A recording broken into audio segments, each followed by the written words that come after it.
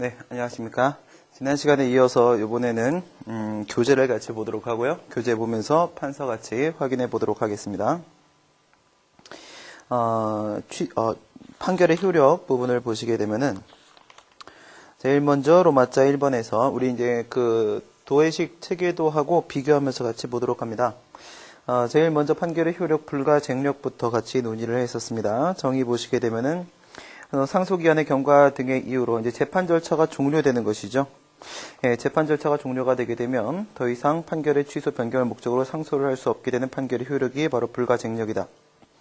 밑에 있는 자방력, 불가변력과 비교를 해보시게 되면은 위에 있는 불가쟁력이라는 것은 소송 당사자가 더 이상 취소 변경을 구하지 못하는 거예요. 알겠죠? 취소 변경을 구하지 못하는 게 불가쟁력이고, 밑에 있는 자방력, 불가변력이라는 것은요, 그 선고법원이 어떻게 한다? 취소 변경을 할 수 없는 거예요. 그렇죠? 취소 변경을 구하지 못하는 것이 바로 불가쟁력이고, 취소 변경을 할 수 없는 것이 바로 자방력입니다. 두 개 구별을 해주시기 바라겠고요. 밑에 처분 등의 불가증력하고 판결의 불가증력하고 한번 비교를 해보시도록 하는데요. 여기서 이제 핵심이 되는 것은 처분 등의 불가증력의 맨 끝에 있는 내용에 보시게 되면 당해 처분 등의 기초가 되어 있는 그 사실관계나 법률적 판단이 확정되냐 안 되냐 이런 차이가 있습니다. 그러니까 밑에 있는 판결의 불가증력부터 먼저 한번 보시면요. 상소기한이 경과돼서 판결의 불가증력이 발생을 하게 되면 자동으로 기판력이 발생한다. 위에 있는 불가증력은 뭐예요? 형식적 확정력입니다. 형식적 확정력이 발생을 하게 되면 실질적 확정력으로서 기판력이 당연히 발생을 하게 된다 이거예요. 자동으로 발생을 하게 된다. 실질적 확정력의 내용 안에다가 형성력을 포함시키는 분들도 계시고 또 이제 형성력 안에다가 대세효를 포함시키는 분들도 계신데 여러분들이 헷갈리실 수 있기 때문에 저 같은 경우에는 실질적 확정력은 기판력의 문제로 처리를 하게 되고 형성력과 대세효를 제가 구별해서 논의를 하고 있는 겁니다. 각각의 특징들 따로 우리가 판단을 해보도록 합니다. 불가쟁력이 발생하면 기판력이 자동으로 따라붙어요. 그렇기 때문에 이제 기판력이 발생을 하게 되면 소송 당사자는요, 동일한 소송물에 대해서, 그죠? 동일한 사건에 대해서 다시 그에 모순되는 주장을 할 수가 없죠. 다시 다툴 수가 없고, 후소법원 역시도 모순되는 판단을 할 수가 없게 됩니다. 그 말씀은 뭐예요? 소송 당사자도 그에 번복되는 주장을 할 수가 없는 거고, 후소법원도 그렇게 할 수 없다라는 것은 바로 사실관계와 그에 대한 법률적 판단이 이미 완전히 확정된 것으로 본다 이거예요. 그것이 이제 실제로 적법한 거라고 할지라도 인용 판결이 나오게 되면 위법한 것으로 의지하게 되는 것이고 그것이 위법한 거라고 할지라도 만약에 기각 판결이 나오게 되면 그건 이제 적법한 것으로 보게 되는 겁니다. 그 사실관계의 법률적 판단이 완전히 확정되는 건데 위에 있는 처분 등의 불가쟁력이라고 했을 때 말이에요. 물론 처분에 대한 문제도 있고 또한 행정심판의 재결로서 재결에 대해서도 행정소송 제기하죠. 그렇죠? 그러니까 처분에 대해서 행정소송을 제기한다. 재결에 대해서 등에 대해서 행정소송을 제기한다라고 했을 때 이때 이미 그 처분 등에 대해서 불가쟁력이 발생을 했다라고 하더라도 그에 따른 모순되는 주장을 할 수 없는 건 아니라는 거예요. 그렇죠? 그러니까 처분 쪽 한번 보도록 할까요? 처분 쪽. 예를 들어서 영업허가 신청을 한단 말이에요. 영업허가 신청을 했는데 행정청이 거부 처분을 했습니다. 근데 거부 처분을 다툴 수 있는 시간이 이미 지나가 버렸어요. 이런 상황에서 불복기간 도가에서 불가쟁력이 발생하긴 했지만 이때 이 불가쟁력이라는 것은 지금 나와 있는 그 거부 처분이죠. 그 거부 처분을 쟁송법적으로다가 다투지 못한다는 것이지 내가 엄연히 요건을 다 갖추고 있고 법상 나에게 영업권이 인정됨에도 불구하고 내 영업권이 없었던 거로 되는 건 아니에요. 난 영업권 있는 게 맞습니다. 그렇죠? 맞기 때문에 어떻게 하시면 돼요? 다시 허가 신청하고 다시 거부처분 나와서 두 번째 2차적 거부처분이 나오게 되면 이건 아직까지 불복기간이 도과되지 않은 상태이기 때문에 그 거부처분이 다시 취소를 제기할 수 있단 말입니다.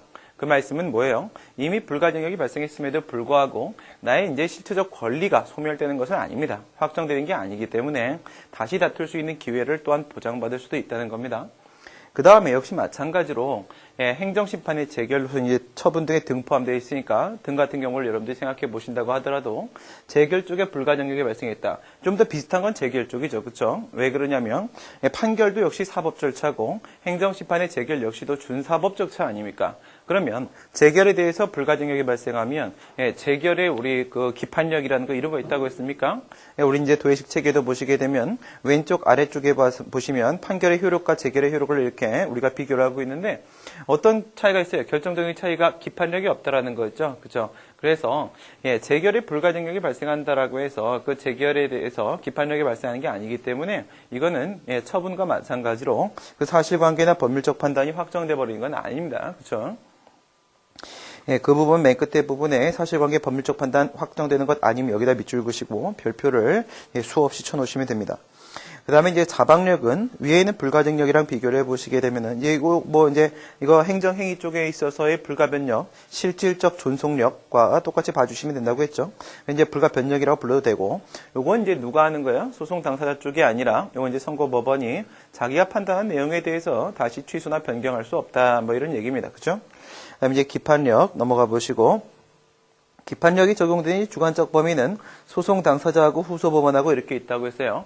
이게 두 개가 별개의 톱니밖에 이렇게 도는 게 아니에요. 그렇죠? 이게 이렇게 돌면 이것도 같이 도는 거란 말이에요. 그게 무슨 말이냐면 소송 당사자가 동일 소송물에 대해서 다시 다툴 수는 없어요. 근데 그렇다고 해서 안 다투냐? 또 다툴 수도 있는 거죠. 그렇죠? 또 다투게 되면은 그 이제 소송 제기를 받은 후소법원의 입장에서도 동일한 결론을 다시 내려주란 말입니다. 무슨 뜻이에요? 다시 다퉈봐야 소용이 없다는 것을 확실하게 보여주라 이거죠. 그래서 소송 당사자하고 후소법원에게 이때 기판력이 적용이 되는데 소송 당사자 같은 경우에는요, 일사부재료 이제 이런 생각하지 못하게 하란 말입니다. 뭘 말하는 거예요? 이렇게 도끼를 딱 들어가지고 도끼를 가지고 10번을 찍는단 말이에요. 그렇죠?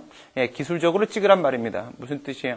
여러분 이제 군대에 가 지금 제가 군대에 있을 때 제가 군대를 되게 늦게 갔어요. 28살에 갔는데 근데 26살에 온 친구가 있었어요. 근데 더 재밌는 건 굉장히 무섭게 생겼어요.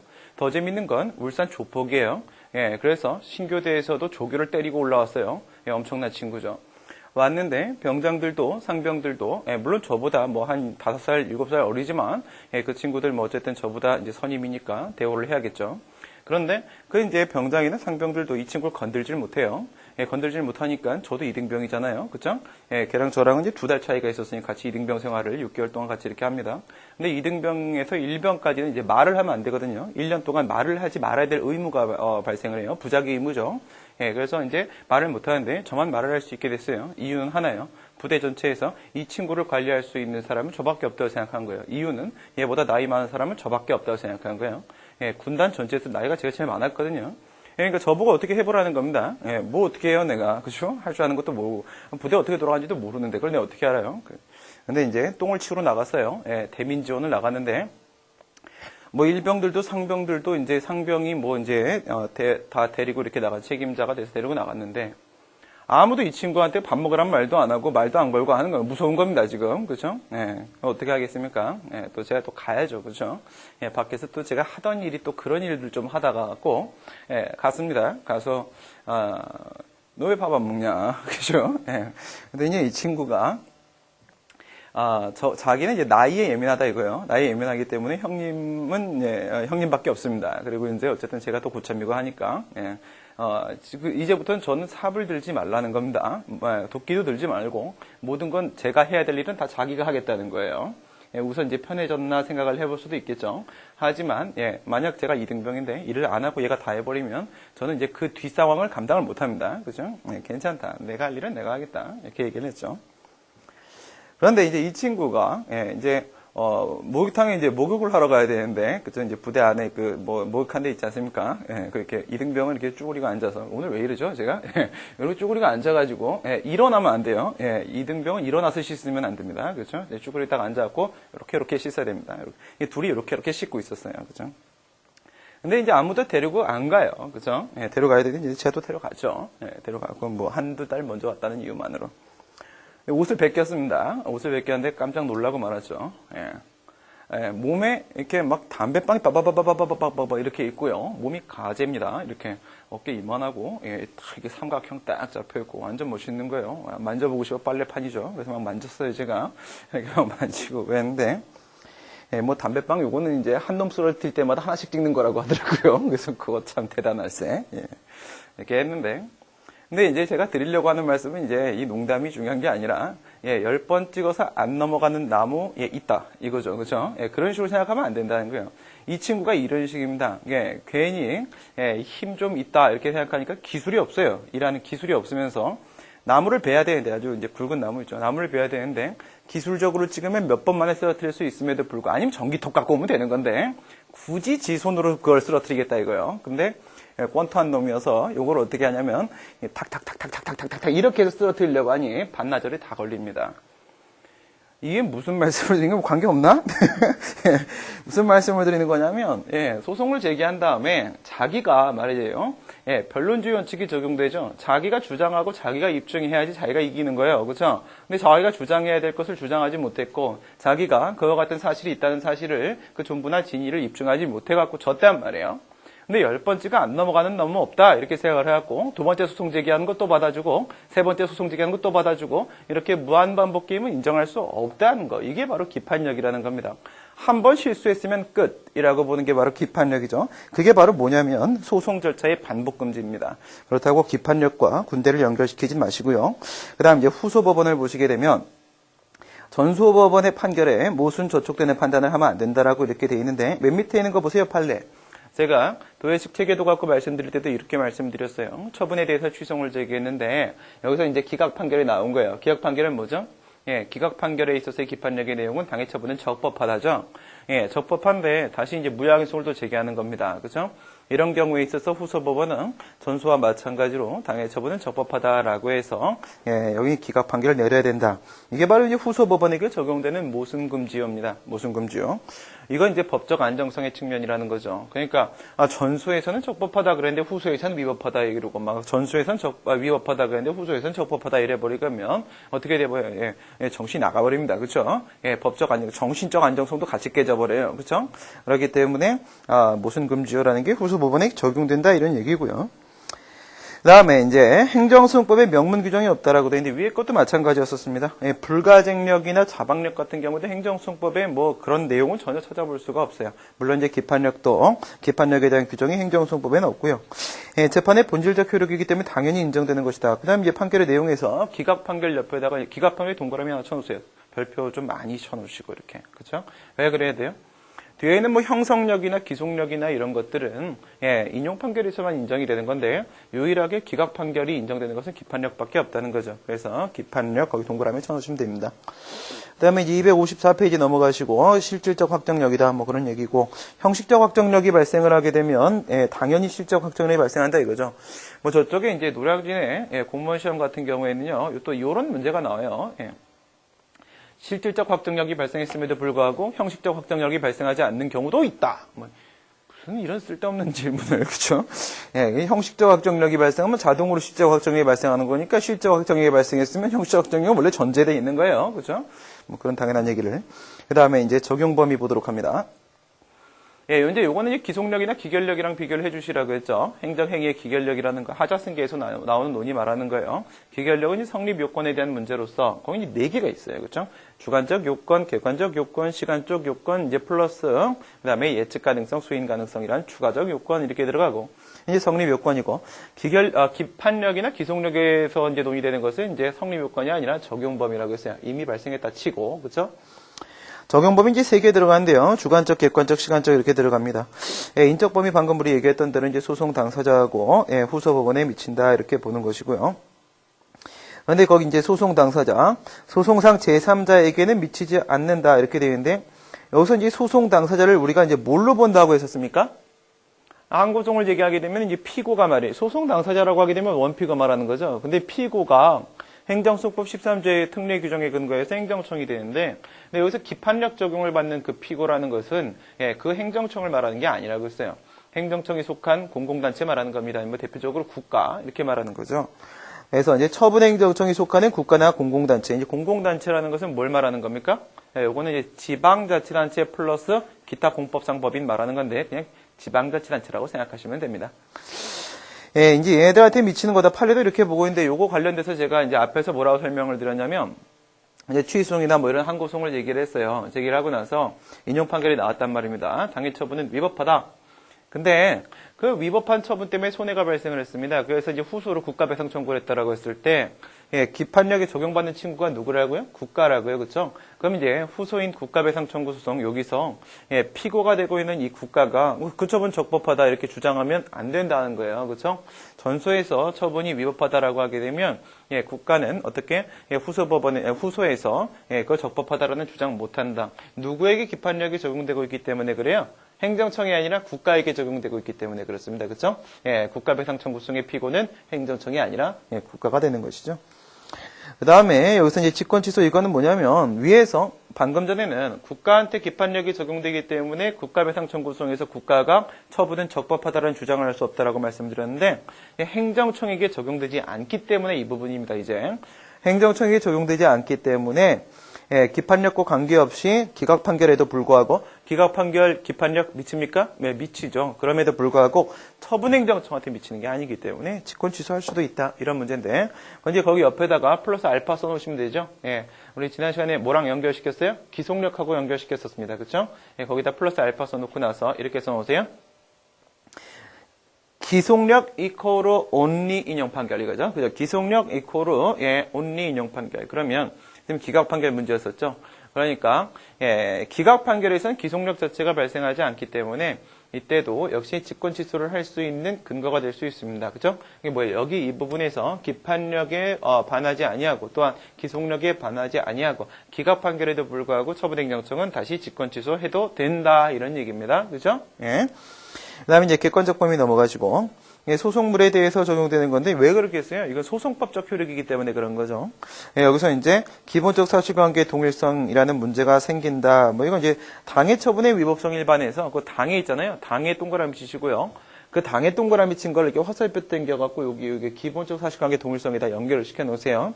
이 당해 처분에서 가장 중점적으로 논의되는 게 바로 기본적 사실관계 동일성 인정되냐 안 되냐 이거고 인정되면 당해 처분 맞고 인정 안 되면 당해 처분이 아닌 겁니다. 그렇죠? 당해 처분이 아니게 되면은 소송물이 다른 것이기 때문에 기판력이 적용되지 않게 됩니다. 그렇죠? 네. 복잡하죠? 그죠? 예, 판결의 효력이 좀 복잡해요. 왜 복잡할까요? 앞에서 취소송 따로 놓냐고. 예, 무효확인소송 따로 놓냐고. 부자개판소송 따로 놓냐고. 이게 다 따로따로 해온 거를 여기다 싹 몰아놓고 나니 이게 안 복잡할 수는 없죠. 이걸 이제 해결하는 방법은 뭐예요? 해결하는 방법은 오직 뭐예요? 예, 무한반복밖에 없습니다. 무한반복. 예, 무한반복 어떻게 해요? 무한반복하는 방법은 하나밖에 없습니다. 예, 여러분들이 이 방법이 제일 좋아요. 책을 100번 읽는 것보다는요, 예, 강의를 100번 듣는 게 100번 낫습니다. 그죠? 예, 다 100이네요. 판결의 이유에서 설치된 그 전제가 되는 법률관계 존부에는 미치지 아니한다 이렇게 되어 있는데요. 그러니까 판결에 설치된 그 직접적 법률관계에 대해서만 기판력이 미친다는 거예요. 뭐 예를 들어서 이런 거 한번 볼까요?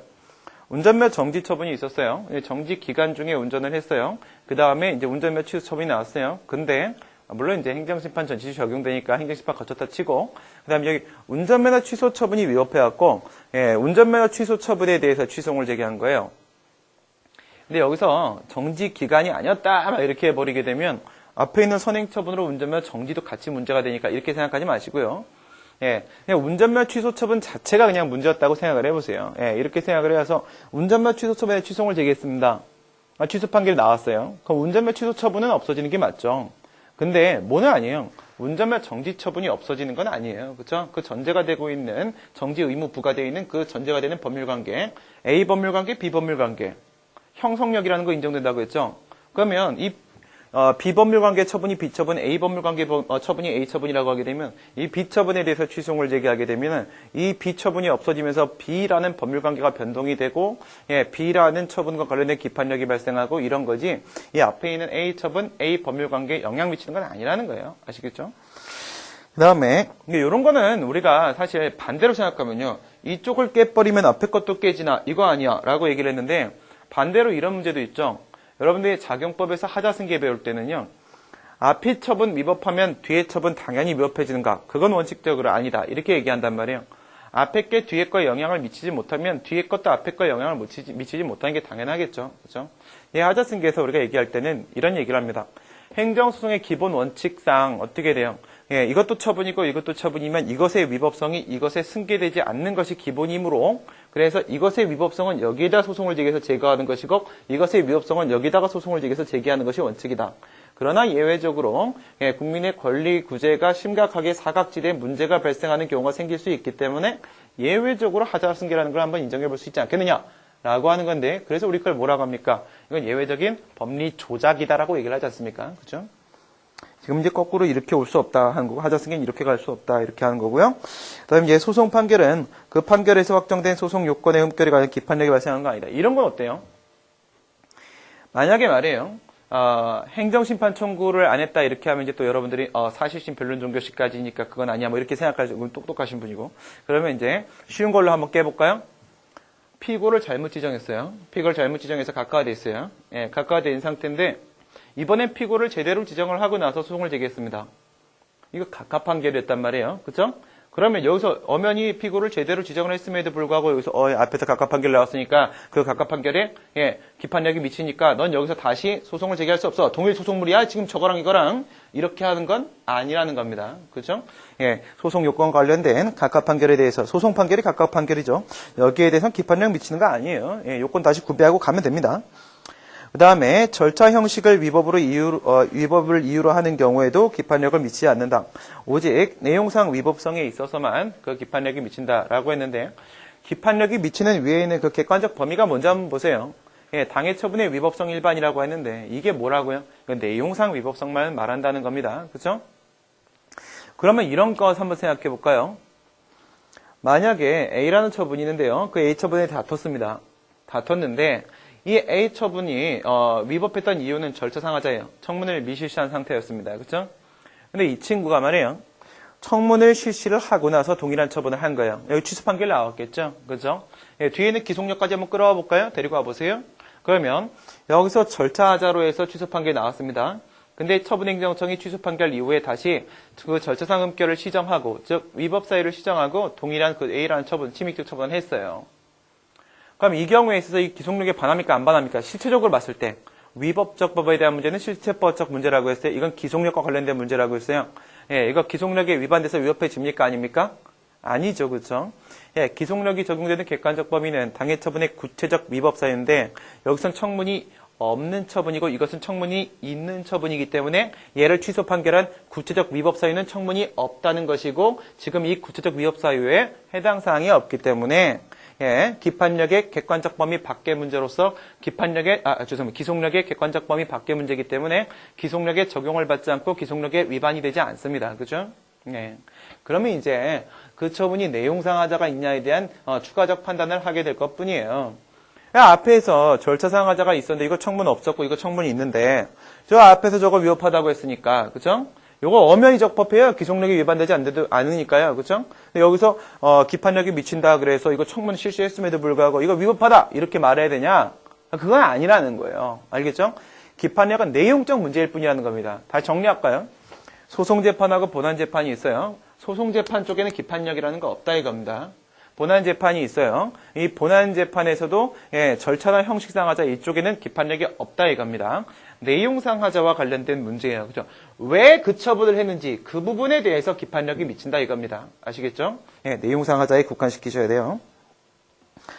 그 다음에 인용 판결의 경우에는 기판력의 내용이 위법, 기각 판결의 경우에는 기판력의 내용이 적법, 사정 판결은 예외적 기각 판결이에요. 그렇죠? 예외적 기각 판결이니까 그럼 그 처분이 적법 맞아요? 아니죠. 그렇죠? 사정 판결은 예외적으로 주문의 그 처분의 위법성까지 명시하도록 했어요. 위법함에도 불구하고 예외적으로 기각시키는 거예요. 이럴 때는 기각에 초점을 맞추는 것이 아니라 위법함에도의 그 함에도에다 초점을 맞추는 거예요. 위법한 내용으로 기판력이 미치게 됩니다. 근데 제가 지금 왜 이런 말씀을 드리냐면 기각 판결이다라는 쪽에 초점을 맞추지 말고 위법함에도 불구하고 그 부분에다 초점을 맞추라고 말씀드리는 이유는 이제 좀 이따 여기 판사를 보시게 되면 이쪽 얘기를 할 때 여기 사정 판결 이거는 기각 판결의 일종이니까 기각 판결과 동일한 결론이 나온다. 사정 판결은 기각 판결의 일종이니까 이거는 기속력, 이건 형성력, 기속력의 측면에서도 형성력의 측면에서도 이거는 기각 판결이기 때문에 사정 판결은 기각 판결 쪽에서의 결론과 동일한 결론이 나온다. 이런 얘기를 하게 된단 말이에요. 그러면 기속력이나 형성력 쪽에 있어서는요. 사정 판결 논의가 나올 때 기각 판결이다라는 부분에 초점을 맞추는 거예요. 기판력 부분에서는요, 위법함에도 불구하고 그 부분에 초점 맞추는 거예요. 알겠죠? 예. 그 기준이 좀 달라집니다. 조심하시고.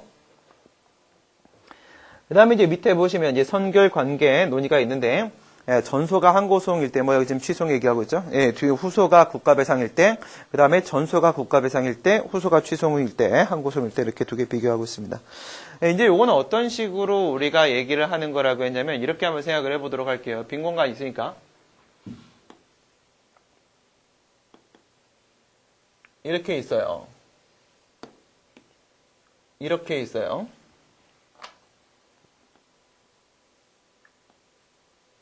이렇게 있습니다. 근데 이 하얀 색깔 요 네모가 뭐냐면 이게 항고송의 위법성이에요. 안쪽이면 위법한 거고 바깥쪽이면 적법해지는 겁니다. 그렇죠? 항고송의 기준으로 보게 되면 요거 하얀색으로 생각을 해보게 되면요. 예, 여기는 위법해요. 그렇죠? 항고송 기준으로 하게 되면 예, 여기는 적법해요. 그렇죠? 그다음 여기는 적법해요. 그렇죠? 이렇게 됩니다. 그다음 이제 국배소 기준으로 보게 되면 항고송보다 국가배상 청구송은 위법성의 범위가 이만큼 넓다고 했잖아요. 그죠? 항고송의 위법성을 포함하면서 그보다 넓다고 했습니다. 그러면 이제 국가배상 청구송의 측면에서 보게 되면 여기는 위법해요. 근데 여기도 위법해요. 근데 여기는 바깥쪽이니까 적법해지겠죠. 그럼 여기는 결과가 똑같아요. 여기는 결과가 똑같은데 이 중간 부분이 결과가 이렇게 달라지게 됩니다. 그죠? 그러니까 전소가 항고송이에요. 전소가 항고송인데 전소에서 인용 판결이 나왔어요. 전소에서 인용 판결이 나왔다는 건 뭐예요? 이게 항고송이니까 인용 판결은 이 안쪽 상황이다. 이거다라고 본 거죠. 이거다라고 봤는데 국가배상 이거의 측면에서 보더라도 이 안쪽에 위치하고 있다면 당연히 이 노란색 네모 안쪽이기 때문에 국배소에서도 위법하다고 밖에 볼 수가 없어요. 그러니까 뭐야? 똑같은 위법하다라는 판단을 해야 된다는 겁니다. 기판력이 미친다는 겁니다. 그렇죠? 그런데 말이에요. 항고송에서 예, 기각 판결이 나옵니다. 이거 바깥쪽이라고 본 거예요. 이것 또는 이거라고 보는 거죠. 이것 또는 이거라고 봤을 때 국가배상 청구송에서도 기판력이 미쳐서 당연히 그 처분은 적법하다라고 봐야 되느냐? 아닌 경우가 여기 있단 말이에요. 아닌 경우가. 그렇죠? 예, 국가배상 청구송이 항고송보다 그 위법성의 범위가 넓기 때문에 인용 판결은 기판력이 미치지만 예, 기각 판결은 기판력이 미치지 않는다. 이런 결론이 나오는 겁니다. 그 다음에 이제 두 번째, 이제 전소가 국배소인 경우 같은 경우 어떻게 판단하는 거라고 했어요? 전소의 소송물이 후소의 본안 요건을 구성하는지를 가지고 판단한다고 했어요. 위에 있는 경우에 있어서 전소가 항고송인 경우에는 전소로서의 취소의 소송물이 위법성 판단이에요. 근데 이 국가배상 청구송에서의 본안 요건 중에 하나가 바로 위법성이죠. 다섯 번째 게. 그러니까 이쪽의 소송물이 이쪽의 본안 요건을 구성하고 있기 때문에 이게 미쳐 안 미쳐라는 논의가 나올 수 있어요. 근데 거꾸로 여기가 국가배상 청구송, 여기가 항고송이라고 한다면 항고송은 위법성만 판단하면 되고 여기는 국가배상 청구권이 있냐 없냐 이건데 이쪽에 국가배상 청구권이 있냐 없냐에 대한 이 소송물이 이쪽에 어떤 본안 요건을 구성하는 게 아니기 때문에 기판력이 미치냐 안 미치냐는 논의 자체가 발생할 수가 없다 이겁니다. 그렇죠? 시간적 범위 보도록 합니다. 시간적 범위. 판결시라고 하는데요. 이 사실심 변론종결시 이렇게 되어 있는데 옆에다가 이렇게 써놓으세요. 예, 기판력은 소송법적 효력이기 때문에 이렇게 써놓으세요. 예, 기판력은 소송법적 효력이기 때문에 소송자료 제출 기간이 언제까지인지를 기준으로 시간적 범위를 설정한다. 그렇죠? 예, 기판력은 소송법적 효력이기 때문에 소송자료 제출 기간이 언제까지인지를 기준으로 해서 예, 그 시간적 범위를 설정한다. 그러니까 소송자료 제출할 수 있는 것은 사실심까지니까 사실심 변론 종결시까지다 이거죠. 사실심 변론 종결시는 앞에서 우리가 판결시와 동일하게 취급하면 된다고 했으니까 그러니까 판결시가 되는 겁니다. 그 다음에 이제 형성력 보도록 합니다. 먼저 4번의 형성력 가시게 되면 형성력의 내용에는 형성효하고 그리고 소급효하고 두 가지가 포함이 되어 있다고 했어요. 예, 이따가 보시게 되면 또 이런 내용이 나올 거예요. 형성력 이렇게 했을 때 형성력에서 이 판결에 예, 물론 이제 형성력은 인용 판결에서만 인정되죠. 그러니까 여기서는 취소 판결, 여기서는 집행정지 기각 결정이 아니라 집행정지 인용 결정 이렇게 되는 거예요. 집행정지 결정. 판결의 형성력엔 이거 있는데요. 그런데 예, 이 결정의 형성력엔 이거 없습니다. 원래는 있는 거. 이게 원칙이에요. 이게 원칙이에요. 알겠죠? 예. 이제 그런 말씀 드리는 건데 지금 이제 판결의 형성력 얘기하고 있는 거기 때문에 여기서 이제 소급표 있는 겁니다. 그럼 이제 소급표가 있게 되면 어떻게 돼요? 예, 형성효는 당연히 소급표는 소급하여 이렇게 한다고 했죠. 취소 판결이 있으면 처분행정청의 별도의 직권 취소를 기다릴 것 없이 이렇게 되어 있는데요. 그 동그라미 2번 한번 보세요. 처분행정청의 직권 취소를 다시 기다릴 필요도 없지만요. 처분행정청이 취소 판결에 따라서 직권 취소를 해야 될 의무가 부과되는 것도 아니에요. 그렇죠? 그러니까 의무가 부과된다고 하더라도 기다릴 것 없고요. 의무가 부과되지도 않는다 이겁니다. 알겠죠? 처분행정청 직권 취소 안 할 거예요. 그렇죠?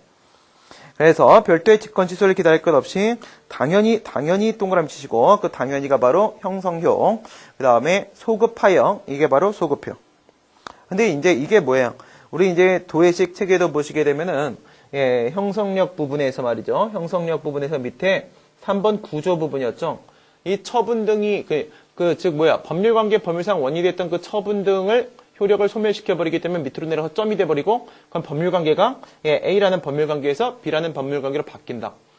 실제로 이 형성력이라는 것은 이제 법률관계의 변동을 초래하는 힘이기 때문에 결국 그에 따라서 법률관계 변동이 나온다라는 얘기를 드린 것뿐입니다.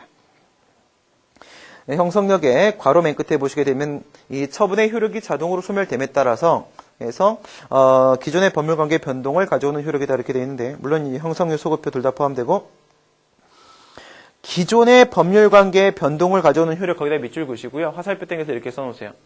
앞에서 처분의 효력이 당연하게 소멸돼 버렸기 때문에요. 거기 화살표 땡겨서 뭐라고 쓰시면 돼요?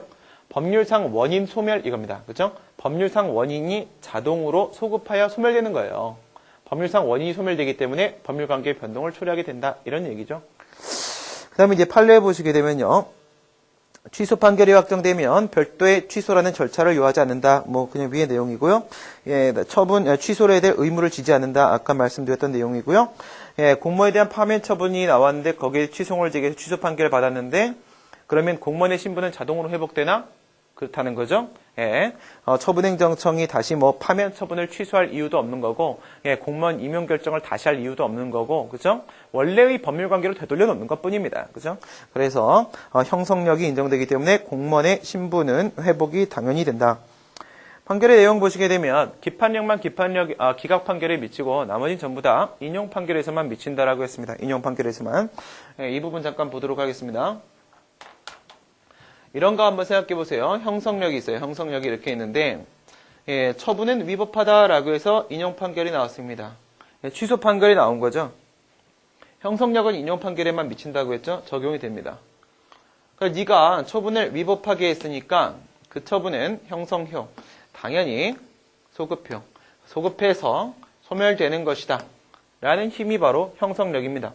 여기에 있었던 이 법률상 원인이 되었던 이 처분이 지금 여기서 당연히 소멸됐죠? 이렇게 소멸이 돼요. 이게 이렇게 없어져 버려요.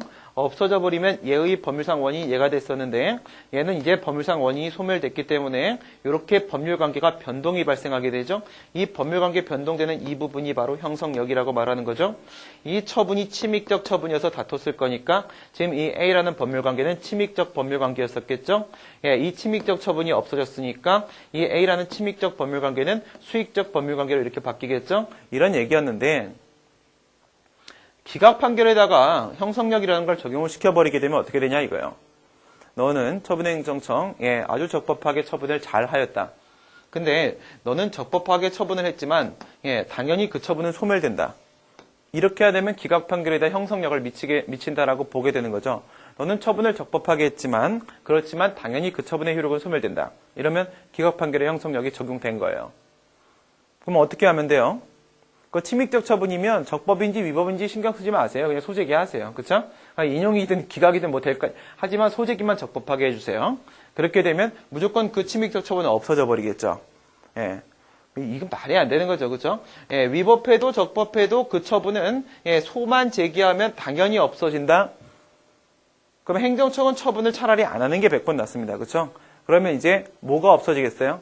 행정 주체하고 행정 객체 사이에 있어서 법률관계, 형성되는 법률관계, 행정상 법률관계라는 것은 이제 없어질 거예요. 아무것도 안 할 거예요, 얘는 이제. 그쵸? 이걸 뭐라고 불러요, 행정학에서? 공무원의 복지부동이죠. 그쵸? 이런 결과를 더 심각하게 초래하게 되겠죠. 복지부동이 뭐예요? 배를 땅에다가 붙이고 헤엄을 치는 게 복지부동이에요. 그래서 일은 안 하고, 그냥 배를 땅에 붙이고 쳐 자는 거. 그게 바로 복지부동.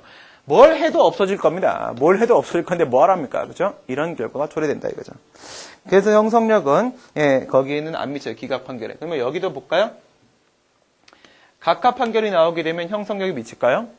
형성력이라는 것은 뭐 법률관계 변동을 초래하는 힘이긴 하지만 그 전제가 되는 내용이 바로 뭐예요? 처분의 효력을 소멸시키는 힘, 이게 또한 형성력이라고 보는 거죠. 각각 판결은 취소를 되겠다라고 했을 때 그 처분을 취소해서 제거할 것인지 아니면 기각 판결을 내려서 그 처분을 유지할 것인지에 대해서 아무 판단도 한 적이 없는데 그 처분의 효력을 없애버리면 안 되는 거죠. 그렇죠? 예, 아무 판단도 한 적이 없기 때문에 각각 판결에는 형성력이라는 것 자체가 미치지 않아요. 당연하겠죠? 그 다음에 사정 판결 경우를 한번 보도록 할게요. 방금 여기서 우리가 얘기했던 이 기각 판결과 연결시켜서 한번 생각해 보세요. 기각 판결에는 형성력이 미치지 않는다라고 했어요. 이것도 기각 판결이기 때문에 형성력이 미치지 않는다라고 본다는 겁니다. 이거 기각 판결이기 때문에 그렇다 이거죠.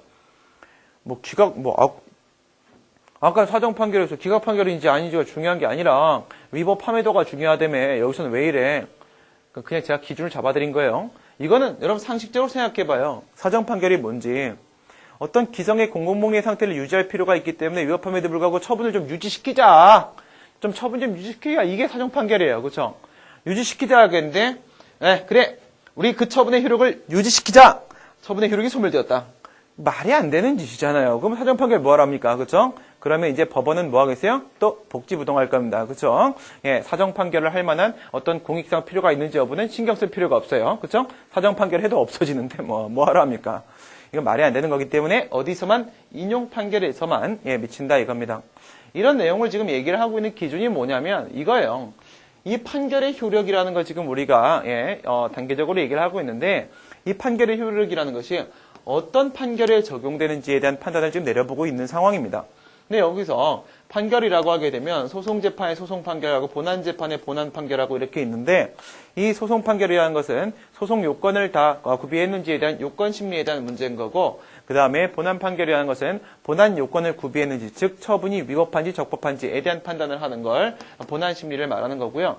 소송 판결이라는 것은 소송 요건을 다 갖췄나 소재기가 적법한가에 대한 소송의 적부 여부에 대한 판단을 하는 것이고 본안 판결이라는 것은 원고의 주장이 맞는가 아닌가 청구의 이유 유무에 대한 그 소송의 당부에 대한 판단을 하는 것인데 여기는 이제 각각 판결 한 개밖에 없고 그다음 이제 본안 판결이라고 하게 되면 인용 판결하고 기각 판결하고 이렇게 두 가지가 있겠죠. 청구의 이유가 있는 경우하고 없는 경우가 있는 겁니다. 주장이 타당한 경우하고 타당하지 않은 경우인데 이때 이 인용 판결이라는 게 여러분 취소되게 하게 되면 뭐 있습니까? 행정소송법 4조 1호에 보시게 되면 취소 말고 변경도 있잖아요. 변경. 그죠? 물론 이제 그건 소극적 의미의 변경이다 이렇게 보긴 합니다. 일부 취소라고. 어쨌든 변경을 하는 행위가 있을 거 아니겠습니까? 그게 바로 일부 인용 판결이죠. 일부 취소. 인용 판결에는 전부 인용이 있고 그다음에 일부 인용이 있고 이렇게 나눠지고 그다음에 기각 판결에는 전부 기각이 있고 일부 기각이 있고 이렇게 나눠지죠. 그죠? 무슨 말도 안 되는 짓입니까? 그죠? 이게 일부 인용이면 여기서는 일부 기각이죠. 그죠? 얘가 일부 기각이라면 이게 일부 인용이죠. 그죠? 똑같은 거니까 한쪽으로 몰아줍니다. 너 이겼어. 조금은 이겼어. 이렇게 얘기해 주는 게 좋잖아요. 너 조금 졌어. 이건 기분 나쁘단 말이지. 그치? 일부 인용 이렇게 하면 일부 기각은 없는 거예요. 근데 여기는 뭐가 있어요? 예외적 기각이 있죠. 예외적 기각. 그래서 사정 판결까지 있다. 했을 때 얘네들은 이제 인용으로 처리를 해갖고 한 방에 묶으면 이거 한 개, 이거 두 개, 이거 세 개, 이거 네 개 이렇게 본 거여서 이거 한 개, 이거 두 개, 이거 세 개, 이거 네 개 이렇게 본 겁니다. 아시겠죠? 예. 여러분들 지금 제가 왜 계속 이런 식으로 뭔가 기준을 만들어 드리려고 하는지 여러분 가만히 생각을 한번 해보세요. 왜 이러고 있는지. 제가 생각해도 제가 뭐 보니까 전에 제가 강의했던 학원에서 제 이름을 아직도 내리지 않고 강의를 팔고 있더라고요. 그러면서 아직도 그 사례 해결에 가장 강한 강자 막 이렇게 막 써놓은 거예요. 나쁠 건 없는데 그죠? 아직도 좋게 봐주시니 감사합니다. 이렇게 영어로 땡큐 이렇게 하는데 근데 이제 무슨 말씀이냐면 사례 문제를 어떤 걸 갖다 줘도 풀 수 있어요. 왜 그런 거냐면 그러니까 모든 판단에다가 다 기준을 만들어 놨기 때문에 그래요. 다 기준을 만들어 놓으니까 문제를 딱 봤잖아요. 여러분들이 어떤 시험을 보신다고 하더라도 당연히 사례 문제가 지금 다 주되게 그쪽이 중심이 되고 있잖아요. 사례 문제가 온단 말입니다. 내가 기준이 있어요. 내가 모르는 문제가 왔다고 하더라도 내가 가지고 있는 기준을 적용을 시켰을 때 그 기준이 적용이 안 되는 부분이 한 10% 있을 겁니다. 50% 있다고요? 공부를 하세요, 그러면. 그게 너무 많은 거야. 그죠? 한 20% 안쪽을 막아야 됩니다.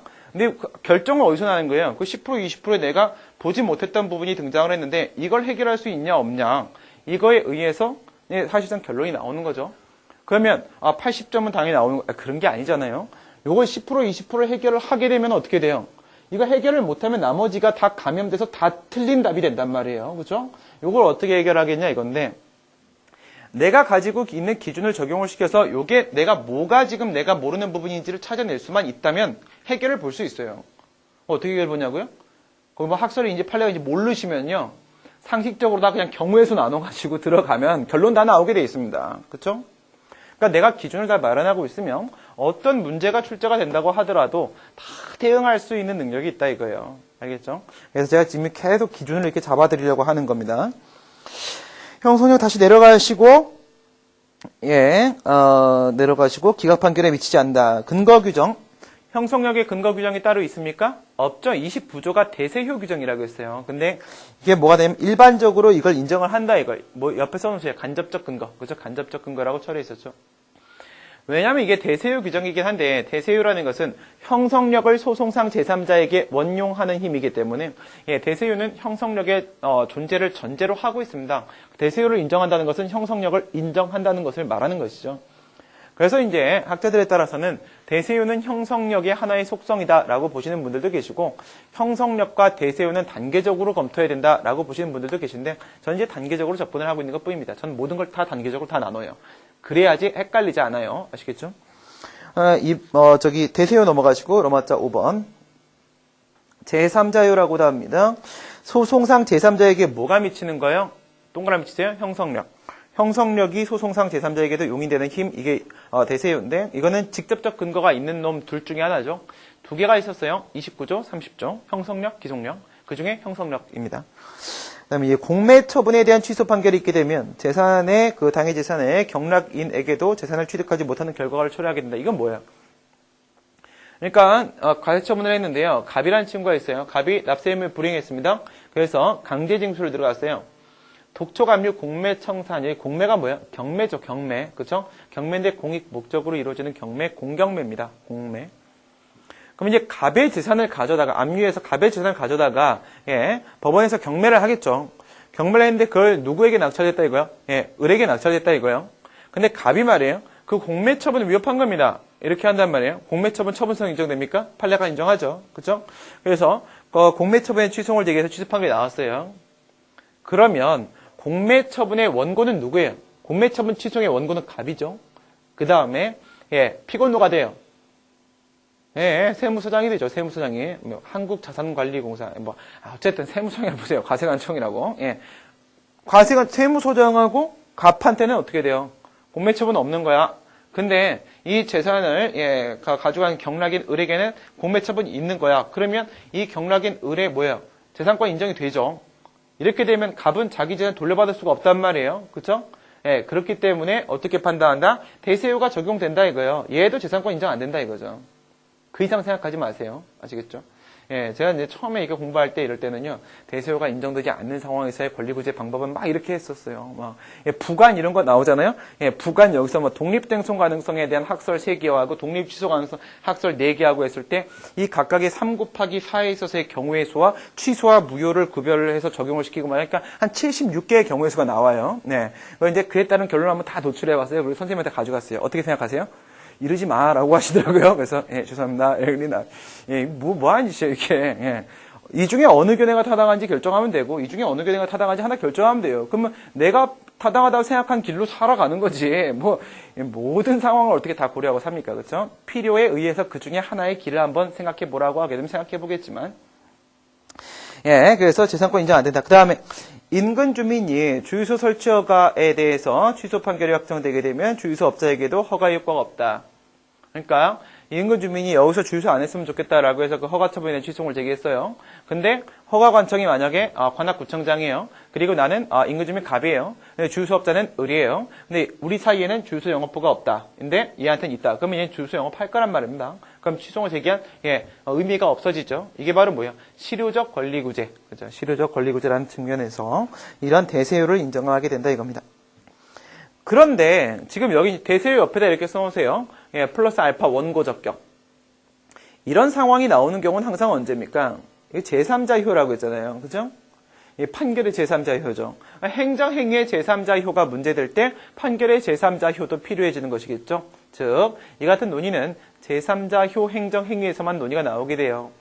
그러면 이 제3자효 행정이라고 하게 되면요. 협의의 제3자 행정을 생각해 볼 때 처분 상대방한테 수익적이죠. 처분상 제3자한테 침익적이죠. 이때 여기에는 이 처분상 제3자는 이 친구를 살려주기 위해서 필요한 논의가 공권의 확대와 원고 적격하고 지금 여기서 얘기하는 실질적 권리구제 대세요하고 얘를 위해 필요한 논의들이에요. 얘를 위해 필요한 논의가 있겠죠. 그게 바로 뭐예요? 소송 참가와 재심 청구에 대한 논의가 있다 이거예요. 그렇죠? 예, 그런 논의가 뒤에 나오고 있는 겁니다. 그다음에 기속력 넘어가시고 판결의 취지에 따라서 행동하도록 하는 이 구속력이라고 했는데요. 거기다 이렇게 써놓으세요. 행동해야 할 의무 이렇게 써놓으시면 좀 더 여러분들 기억하기 편할 겁니다. 판결의 취지에 따라서 행동해야 될 의무 이렇게 해버리게 되면 반복금지 의무, 재처분 의무, 원상회복 의무 이렇게 처리하면 좀 더 쉬워질 수도 있겠죠. 네. 법적 성질. 요건 이제 우리 이제 도해식 체계도에서 맨 오른쪽 맨 밑에서 그 제가 막 빗금 한 1000개 쳐놓은 거 그 부분이죠. 그렇죠? 기속력이라는 것이 기판력이 걸어가는 길에서 한 반 정도를 차지하고 있기 때문에 이 기판력이 하나의 속성에 불과한 것이다. 뭐 이런 주장을 하는 기판력설. 예, 이런 분들도 계신다 이거죠. 뭐예요? 예. 뭐라고 없겠습니까? 그렇죠? 예. 예, 고래가 생선이라고 주장하는 사람도 있어요. 그렇죠? 예, 염소가 소라고 주장하는 사람도 있고 뭐 맞나? 네, 잘 모르겠네요. 그래서, 어떤 주장이라고 없겠습니까? 그래서, 법적 성질을 보시게 되면, 기판력에 부과되는 하나의 속성이다. 기판력설 주장이고요. 특수한 효력이다. 어디서만 인정된다? 행정소송에서만. 기판력설 됐고요. 이건 앞에 설명드렸던 부분이고, 특수효력설도 그렇습니다. 판례 보시게 되면요. 이거 판례 조심하시라고 했죠. 관계행정기관 또는 그 소속기관을 기속하는, 기속이라고 표현했어요. 기속 동그라미 쳐보세요. 예, 이 친구가 기속이라는 표현을 잘 쓰지 않습니다. 그렇죠? 오랜만에 한번 써준 거예요. 행정소송법 절차에 의거해서 확정 판결에 한하게 되고, 이 확정 판결에 한 행정소송법 절차 동그라미 쳐주세요. 행정소송에서만 인정되는 효력이라는 거죠. 그 뒤에 보시게 되면 뭐라고 되어 있냐면, 예, 민사소송법 절차에서 인정 안 된다. 민사소송에서는 이런 기속력 없다라고 했어요. 이게 유일한 판례입니다. 행정소송에서만 인정되는 특수한 효력이라고 주장한 판례, 유일한 판례예요. 이거 말고는 이제 다 뭐라고 해요? 기판력하고 기속력하고 막 혼동하고 있습니다. 판례가. 그렇죠? 그래서 옆에다 써놓습니다. 기판력과 기속력의 혼용 이렇게 써놓으세요. 기판력과 기속력의 혼용 이런 표현도 답안에 들어가 주시면 좋습니다. 예, 그 다음에 검토 보시게 되면 요거 이제 하나는 소송법적, 하나는 실체법적 효력. 그래서 소송법적 효력 옆에다 이렇게 써놓으시고요. 시간적 범위가 뭐라고 했어요? 판결시. 그 다음에 실체법적 효력 요거 옆에다가 써놓으시고요. 예, 처분시. 예. 아까 말씀드린 그런 거예요. 뭐냐면 소송법적 효력은요. 소송 자료를 언제까지 제출할 수 있겠는가 이게 문제가 되는 것이고 실제법적 효력은 뭐야? 위법성 판단 기준이 되는 것이기 때문에 예, 언제를 기준으로 위법성 판단을 할 것인가 위법성 판단 기준시 이게 문제가 되는 거예요. 전자 같은 경우는 판결시, 후자 같은 경우는 처분시 이렇게 보게 되는 것이고 그다음에 일반적 판결의 효력이라고 하는 것은요. 옆에다 써놓으시고요. 플러스 알파 민사소송 이렇게 써놓으세요. 민사소송에서도 당연히 인정된다 이거야. 기판력은. 그 다음에 인용 판결, 기각 판결, 모든 판결 밑에는요 오직 인용 판결. 그 다음에 주관적 범위 다르다. 특수효력설의 입장이 통설이에요? 기판력설이 통설이에요? 통이 없어요? 예, 어디든 통은 있어요. 그렇죠? 어느 학교든 있어요. 예, 누가 통이에요? 예, 특수에서 통이에요. 그렇죠? 특수에서 통입니다. 통설이에요. 종류. 반복금지요. 요건 이제 소극적 의무, 그쵸? 예, 부작위 의무, 문제고, 위반 문제, 재처분 의무, 원상회복 의무, 적극적 의무, 예, 그래서 불이행 문제, 이렇게 되어 있습니다. 동일한 사유에 근거해서 동일한 상대방에게 동일한 처분을 해서는 안 된다. 이게 뭐야? 반복금지 위반 요건. 동일한 상대방이 문제가 되는 경우는 없고요. 거기 동일한 사유를요, 어떻게 하냐면, 기본적 사실관계 동일성 밑줄 그시고 나서, 동일한 사유를 거기다 이렇게 갖다 붙이세요. 동일한 사유와 관련해서 출제되는 문제는 기본적 사실관계 동일성 문제예요. 그다음에 그 뒤에서 동일한 처분이 이렇게 되어 있는데 동일한 처분 밑줄 그시고 이거 화살표 당겨서 뭐라고 써놓으시냐면 예, 위법 사유 시정한 처분 괄호 열고 절차상하자 이렇게 써놓으시면 되죠. 지난 시간에 했던 얘기입니다. 그 다음에 이제 38조 1항의 무효확인성, 38조 2항의 부작용 반송에서 반복금지효를 이제 준용을 하고 있다 이건데. 옆에다가 거기 보시면요. 행정소송법 30조 1항 있죠. 거기 밑줄 보시고 나서 이렇게 쓰세요. 일반적 기속력 규정. 이거죠? 일반적 기속력. 반복 금지 규정은 아니에요. 그렇죠? 일반적 기속력 규정. 근데 이거는 소극적 의무이기 때문에 그냥 이걸 근거로도 인정을 한다. 이렇게 말씀드렸었습니다. 그다음에 이제 무효등 확인소송도 역시 인용 판결 나온 다음에 다시 똑같은 처분하면 안 되고요. 부작위 판소송도 인용 판결, 부작위 위법 확인 판결 나온 다음에 또 다시 부작위와 가만히 앉아 있으면 이제 혼내줄 겁니다. 예, 반복 금지회에서 아까 전에 우리 기판력에서는 뭐라고 했냐면요. 주관적 범위에 처분행정청이 적용되지 않기 때문에 기각 판결에도 불구하고 직권 취소를 할 수 있다라고 말씀드렸었죠. 여긴 뭐예요? 인용 판결에만 기속력이 미치기 때문에 기각 판결에도 불구하고 기속력에 위반됨이 없이 직권 취소를 할 수 있다. 그런 얘기 나오고 있네요. 옆에다가 써놓으시고요. 플러스 알파, 플러스 알파, 괄호 열고 기각 판결의 주관적 범위라고 써놓으세요. 기각 판결의 주관적 범위라고 써놓고 두 개 같이 기억하십니다. 그 다음에 이제 재처분 의무는 행정소송법 30조 2항하고 30조 3항하고 이렇게 두 개가 있습니다. 예, 두 개가 이렇게 있는데 30조 2항은 거부 처분과 관련된 문제고 30조 3항은요. 절차상 하자와 관련된 문제고 예, 거부 처분에 대한 취소 판결이 나왔음에도 불구하고 만약에 다시 판결의 취지에 따른 재처분을 해주지 않는다라고 하게 되면 취소 판결을 받은 의미가 전혀 없습니다. 그렇기 때문에 실효적 권리구제라는 측면에서 재처분 의무를 거부 처분 취소 판결에서 인정한다라고 말씀드렸고 절차상 하자 같은 경우 무슨 문제였었습니까? 예, 엄연히 허가 요건을 다 구비해서 허가 신청을 한 것이었음에도 불구하고 행정청이 똑똑하지 못함으로 인하여 청문 또는 이유 제시 등을 하지 않아서 그래서 그 처분이 위법해졌을 때 그래서 취소 판결이 나왔을 때 허가 신청했던 신청인이 무슨 잘못이냐 이거죠. 아무 잘못이 없기 때문에 이 신청인을 보호하기 위한 측면에서 인정하는 재처분 의무가 바로 30조 3항에 있어서의 재처분 의무라고 말씀드렸었고요. 예, 적극적 효력으로서의 기속력이기 때문에 불이행의 문제다. 못했고, 38조 1항 2항이 무슨 30조 1항은 준용하고 30조 2항은 준용 안 하고 이런 건 아니죠. 그죠? 30조를 준용하는 거예요. 그러니까 이것도 위에와 마찬가지로 당연히 준용이 된다라고 보겠고요. 예, 판례. 개정법령 허가 기준, 개정법령 및 허가 기준을 들어서 다시 거부 처분을 한다고 하더라도 이건 재처분이 맞다 이렇게 얘기하는데요. 이게 무슨 말일까요? 이런 거예요. 거부처분에 대한 취소를 제기했어요. 근데 거부처분의 취소 판결이 나왔어요. 또다시 거부처분을 했단 말이죠. 그럼 이게 판결의 취지에 따른 재처분이 맞다. 재처분에 해당한다. 라는 건 뭘 말하는 거예요? 밑줄 그어놓으세요. 행정소송법 30조 2항의 재처분에 해당함 여기 밑줄 그으시고 나세요. 이게 무슨 뜻이냐면 판결의 취지에 따른 재처분이 맞음 이거예요. 알겠죠? 판결의 취지에 따른 재처분이 맞다. 또 여기까지도 이해가 안 되죠? 그럼 괄호 열고 이렇게 써놓으세요. 반복금지호에 위반됨이 없다. 알겠습니까? 재처분을 한다라고 할지라도 아무 재처분이나 막혀야 되는 건 아니잖아요. 그렇죠? 판결의 취지에 따른 재처분을 해야 되는 거잖아요. 그 얘기는 바로 위에 있었던 그 반복금지에 위반됨이 없는 재처분을 해야 되는 것이겠죠. 그러니까 이럴 때 이것도 다시 거부처분을 했지만 이건 또 재처분에 해당한다 라고 한다면 이것은 판결의 취지에 따른 즉 반복금지에 위반됨이 없는 재처분이 맞다라고 한 것이다 이거죠. 예, 마지막으로 원상회복 의무 보도록 합니다. 원상회복 의무. 여기까지 하고 잠깐 쉬었다 가도록 하겠습니다. 원상회복 의무라는 것은 어떤 처분이 있잖아요. 취송을 제기했던 그 취송의 대상이 됐던 처분이 있으며 그 처분은 항상 법률상 원인으로 해서 어떤 구체적인 법률관계를 만들어낸단 말입니다. 어떤 사실관계도 만들어낼 때가 있다 이겁니다. 그런데 이 처분을 법률상 원인으로 해서 만들어진 법률관계나 사실관계 그것이 위법합니까? 어떻게 되냐면 이런 식이에요. 앞에 이렇게 처분이 있잖아요. 요거는 찍찍 글 때만 사용하는 거기 때문에 이렇게 처분이 있습니다. 처분이 이렇게 위법하잖아요. 그 다음에 여기 이렇게 처분이 있습니다. 처분이 이렇게 적법하잖아요.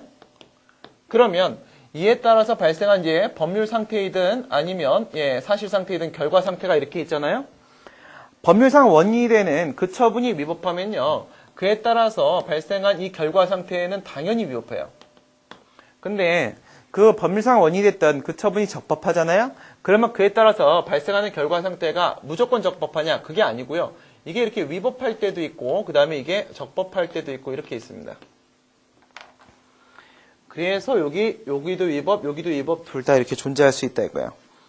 그러니까 무슨 말씀을 드리는 거냐면 여기서 인용 판결이 나와가지고 말이에요. 지금 기속력 얘기하고 있죠. 기속력은 뭐예요? 인용 판결에만 발생하죠. 그럼 지금 인용 판결만 생각하시면 되죠. 그렇죠? 인용 판결은 뭐예요? 처분이 위법하다는 것이죠. 예, 처분이 위법하면 결과 상태 무조건 위법해요. 무조건 위법해진단 말입니다. 그렇기 때문에 이제 그 결과 상태, 위법한 사실 상태, 법률 상태라는 결과 상태에 대해서 예, 결과를 제거하고 원상으로 회복시켜야 될 의무가 부과된다라는 것인데 이건 명문 규정이 있습니까? 없습니까? 거기 보면 행정소송법상 근거가 없다라고 되어 있죠. 왜 이렇게 되는 거예요? 거기에 행정소송법상 근거 없음 밑줄 그시고 나서요. 예, 적극적 의무는 반드시 명시적 근거 규정을 요함이라고 써놓으세요. 적극적 의무는 반드시 명시적 근거 규정을 요함. 그러니까 지금 이거는 적극적 의무라고 했잖아요. 적극적 의무니까 별도의 근거가 있어야 되는데 행정소송법 30조에는 원상회복 의무에 대한 규정은 없더라 이거죠. 그래서 지금까지 판례가 인정 안 했던 거예요. 인정을 안 해왔었습니다. 그 밑에 동그라미 2번은 뭐냐면 과세처분 나왔을 때 이거는 이제 앞 시간에 우리가 뭐라고 했나? 엄연히 위법한 과세처분임에도 불구하고 돈을 냈다 이거예요. 과혼합 상태 돌려줘라. 돌려줘 그랬고 그 다음에 압류처분이 나왔을 때 앞에 시간에 뭐라고 했냐면 승용차 압류했다라고 했을 때 승용차 돌려줘 이렇게 합니다. 근데 안 돌려줘도 되는 경우는 언제가 있을까요? 안 돌려줘도 되는 경우 뭐가 있냐면 이건 이제 돌려준다 원상회복 의무 이건 사실 뭐예요? 결과제거를 해달라고 요구할 수 있는 결과제거 청구권 중에 하나인 거죠. 그렇죠? 결과제거 청구권. 그러면 이런 경우에는 뭘 말하냐면 이 요건을 한번 써볼까요? 여기 위에 있는 공간에다 한번 볼게요.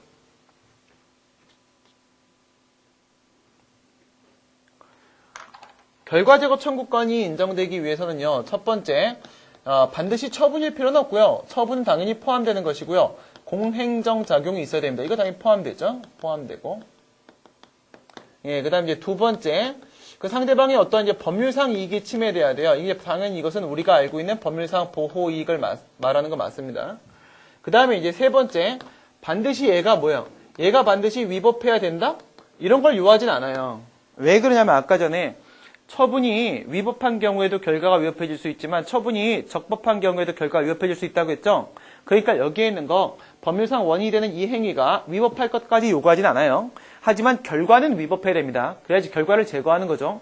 그래서 여기서 위법한 결과 상태 위법한 결과 상태가 이렇게 있어야 되고 그리고 나서 네 번째 이게 뭐가 있냐면 결과 제거의 가능성, 허용성, 그 다음에 기대 가능성 이런 게 있어요. 이게 네 번째 이게 깨져요. 이게 깨집니다. 이게. 승용차를 압류해 왔단 말이에요. 승용차를 압류해 왔는데 승용차가 파손됐어요. 이런 경우엔 승용차를 돌려줄 수가 없단 말이에요. 그죠? 원상회복시켜서 결과 제거를 시킬 때는 원래 상태 그대로 해서 돌려줘야 되는데 이미 파손되었다라고 한다면 사실상 가능성이 없습니다. 사실상 결과 제거시킬 수 있는 가능성. 이건 법적 허용성. 이건 행정 주체에 대한 기대 가능성에 대한 문제인데 사실상 돌려줄 수 있는 가능성이 없기 때문에 이럴 때는 원상회복 안 시켜도 됩니다. 그럼 권리구제 어떻게 하냐고요? 손해배상 청구하면 되죠. 그렇죠? 예, 그 다음에 밑에 학설은 일반적으로 인정을 한다. 학설은 당연히 권리구제를 확대시키는 측면에 논의를 해요. 판례는 당연히 지금까지 취소하고 무효항해성 모두 다 원상회복 의무를 인정 안 했었어요. 왜? 법상 근거가 없기 때문에. 그런데 예외적으로 하수 원인자부담금 판례에서 인정을 시킨 바가 있었습니다. 이걸 기억을 해주시면 되죠. 그렇죠? 예, 여기까지 우리 봤고요. 시간이 많이 됐기 때문에 잠시 쉬었다가 그 뒷부분 같이 연결을 하도록 하겠습니다. 잠시 쉬었다가 하겠습니다.